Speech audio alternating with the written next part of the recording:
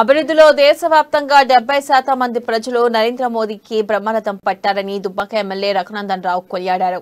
ఖమ్మం నగరంలో ఏర్పాటు చేసిన కార్యకర్తల సమావేశంలో ఆయన పాల్గొన్నారు.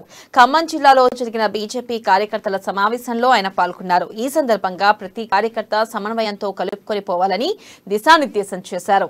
రాబోయే ఎన్నికల్లో జిల్లాలో టీఆర్ఎస్ ను ఓడించి బీజేపీ అధికారంలోకి తీసుకురావడంలో ప్రతి కార్యకర్త అహర్నిశలు కృషి చేయాలని పిలుపునిచ్చారు.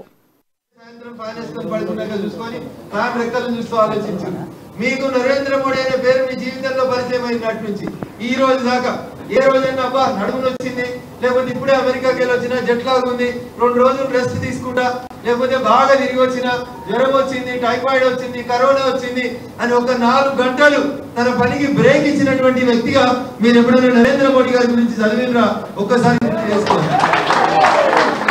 ధర్నా చేయమంటే కింద కూర్చుంటే మీదికి ఎవరు మోకాళ్ళు వస్తున్నాయి అంటారు, 2 గంటలు కింద కూర్చుంటే 3 రోజులు రెస్ట్ కావాలంటారు, 2 రోజులు పాదయాత్రకు పోయినా బండి సంజయ్ గారి పాదయాత్ర కంటే వచ్చిన తర్వాత అన్న 2 రోజులు నడిచినాం కాళ్ళు ఉప్పినాయి, 2 రోజులు రెస్ట్ కావాలి సక్కన్న ప్రోగ్రామ్ లోకి రామంటారు. ఎట్లా మరి ఇట్లా అయితే ఏం చెప్పండి స్వామి వివేకానందుడు 10 మంది, ఎంతమంది 10 మంది, మా దుబ్బాకలో కూడా నేను పోయినప్పుడు 10 మంది ఉండ్రి, పట్టుమని 10 మంది ఇనుప గంటలు ఉప్పు నరాలు కలిగినటువంటి యువకులని 10 మందిని ఇస్తే ఈ దేశ చరిత్రను మార్చుతా అని చెప్పండి స్వామి వివేకానంద. మారిందా మారలేదా? నాడు నరేంద్రుడు కలలు కన్నాడు. ఇలా ఏం చెప్తున్నారు నరేంద్రుడి గురించి, భారతదేశం గురించి?